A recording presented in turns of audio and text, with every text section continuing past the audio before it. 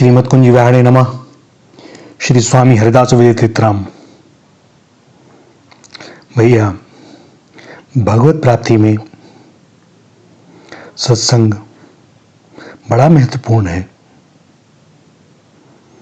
सत्संग में बहुत कुछ ऐसा मिलता है जिसका यदि हम श्रवण और मनन करें, उस पर चिंतन करें, तो बहुत सारे सूत्र हमें समझ में आ जाते हैं, क्योंकि वह सत्संगी वक्ता के अपने अनुभवों और शास्त्रों के द्वारा निरूपण करके बतलाया जा रहा है। जैसे माँ अपने सीधे साधे सरल बच्चे का अधिक ध्यान रखती है, उसी तरह भगवान भी सीधे साधे सरल की रक्षा करते हैं। जो अधिक बुद्धि लगाता है, बुद्धिजीवी है, उसके लिए कठिनाई है, क्योंकि जो सरल होते हैं उन्हें हर बात सीधी हृदय में लगती है और वे इस पर विश्वास भी करते हैं।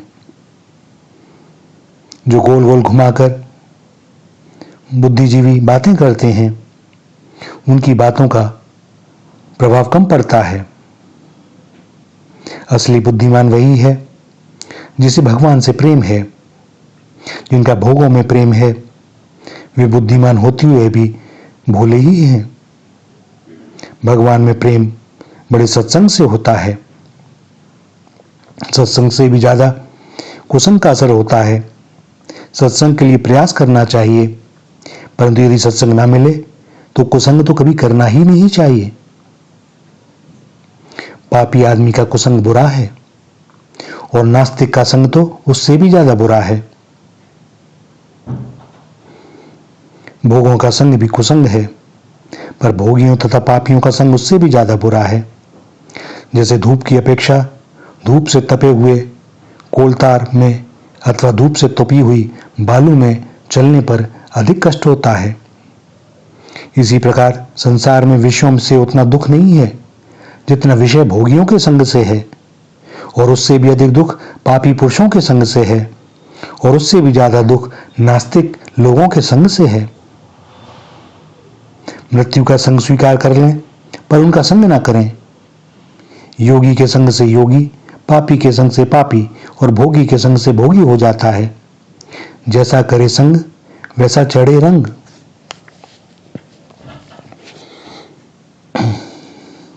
किसी अच्छे से अच्छे सत्संगी को आप किसी बुरे स्थान पर बुरे लोगों के मध्य कुछ दिन बैठा दें, और उनका निश्चित रूप से कहीं ना कहीं वाणी में, दृष्टि में प्रभाव आ जाएगा।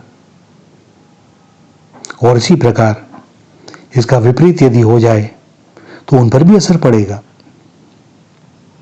क्योंकि संग का प्रभाव ना पड़े ऐसा होता नहीं। भैया, पहले तो ये मानव देह का मिलना बड़ा कठिन है, फिर इस भारतवर्ष में जन्म होना बड़ा कठिन है। इतना हो जाए तो फिर महात्माओं का संग मिलना बड़ा कठिन है, और जो यह सब जिसे यह प्राप्त हो जाए उसके बाद भी वह भगवान की प्राप्ति ना करे तो वह तो बड़ा अभागा है। सत्संग के बारे में कहा जाता है, तात स्वर्ग अपवर्ग सुख धरी तुला इक अंग, तूल न ताहि सकल मिली जो सुख लव सत्संग। भैया, सबसे उत्तम सत्संग भगवान का। इसके बाद जिन्हें भगवान मिल गए उनका संग सत्संग है। इसके बाद जिन्हें भगवान मिले तो नहीं है, पर वे भगवान के मार्ग में चल रहे हैं, उनकी प्राप्ति करना चाहते हैं, उनका संग है। और इसके बाद गीता, शास्त्र, रामायण आदि का सत्संग है। एक बार की बात, वशिष्ठ जी और विश्वामित्र जी में विवाद हो गया। विश्वामित्र जी ने तप को बड़ा बताया और वशिष्ठ जी ने सत्संग को बड़ा बताया। वशिष्ठ जी ने एक क्षण के सत्संग का फल दिया कि पृथ्वी स्थिर हो गई, जबकि विश्वामित्र जी की तपस्या से पृथ्वी स्थिर हुई नहीं। सो सत्संग का महत्व विशेष है। तब की तो बात क्या, मुक्ति से भी एक क्षण का सत्संग बहुत बड़ा है। हम लोग विभिन्न माध्यमों से आजकल सत्संग सुनते हैं। यह सुनना इतना सरल हो गया है कि बस क्या कहा जाए। आपको कहीं जाने की भी आवश्यकता नहीं।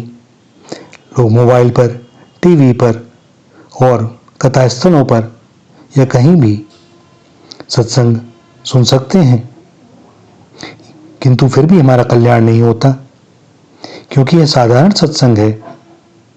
जिन महापुरुषों के संग से परमात्मा का दर्शन हो जाए, ऐसों का संग करना चाहिए।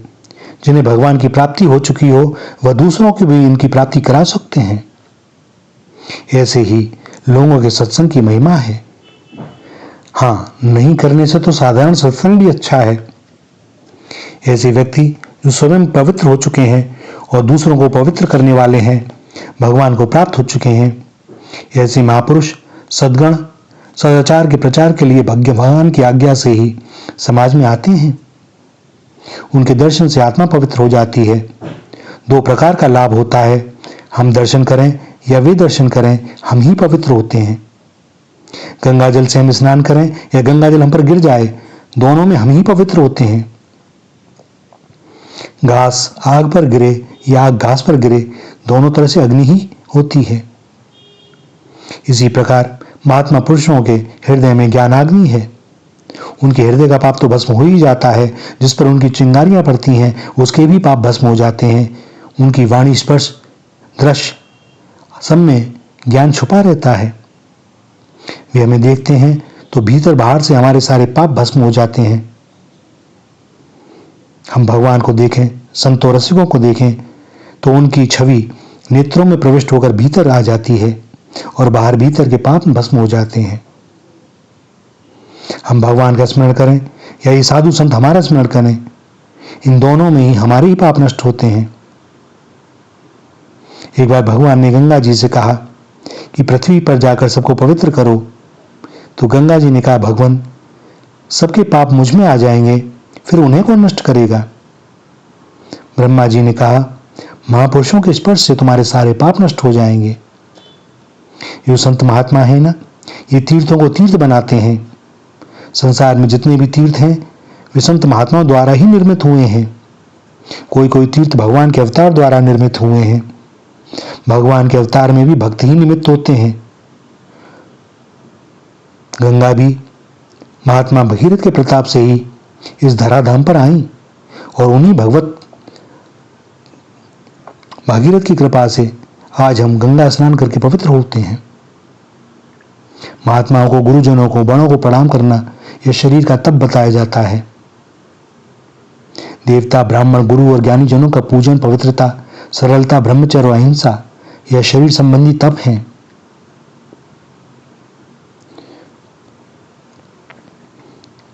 संत महात्माओं के मस्तक से, उनकी देह से जो तेज टपकता है, वह चरणों से भी टपकता है। उनके हाथ पैरों के तलवे से भी तेज ही निकलता है। और यदि वे हमारे सिर पर हाथ रख दें तो उनका वह तेज हमारे अंदर प्रविष्ट हो जाता है।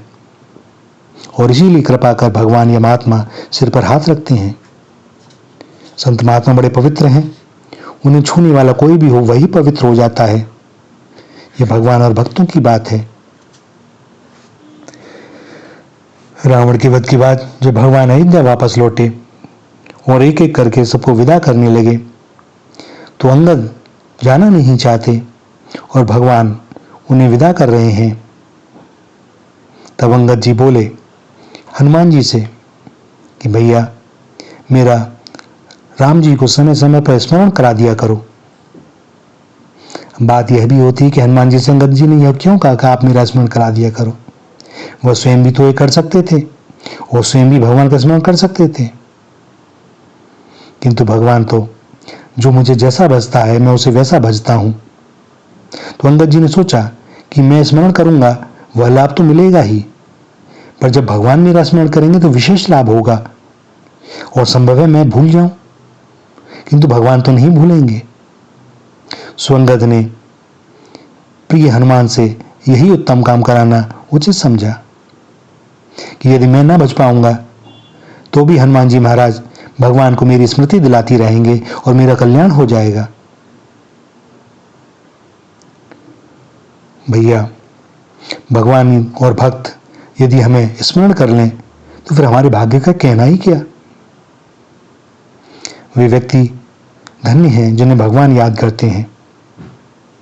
भरद्वाज ऋषि भरत जी को कहते हैं कि सारी दुनिया राम को भजती है, पर भैया राम तुम्हें भजते हैं। यदि भगवान हमें हृदय में बसा लें तब कहना ही क्या। यदि वे ऐसा ना करें तो हमारा समय समय पर स्मरण ही कर लें, बस उसी से सब कुछ हो जाएगा। भगवान को प्राप्त हुए संत महात्मा जन यदि हमें मिल जाएं तो उनकी वाणी से स्पर्श से हम परम पवित्र हो जाते हैं। कानों के द्वारा उनके शब्द आते रहें तो माने ये भगवान की वंशी का ही मधुर स्वर है। बस उनकी वाणी कानों में पड़ती रहे। जैसी महिमा सत्संग, नाम जप या ध्यान की बताई जाती है वह ज्यादा बढ़ाकर नहीं बताई जाती, ये सत्य ही है। महिमा तो इससे भी बढ़कर है, ये कम बताई जाती है। द्रौपदी और गजेंद्र ने प्रेम से भगवान के नाम का उच्चारण किया तो भगवान आ गए। यही बात विषय में तथा सत्संग के विषय में है। सत्संग में विश्वास हो जाए तो विश्वास के साथ बेड़ा पार हो जाता है।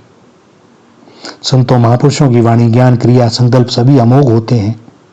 वे वाणी से जो कहते हैं, जो संकल्प करते हैं, वह सत्य हो जाता है, क्योंकि सत्यवादी के वचन सत्य होते हैं। जैसे राम का बाण अमोघ होता है, वैसे ही उनकी क्रिया, वाणी और संकल्प अमोघ होता है।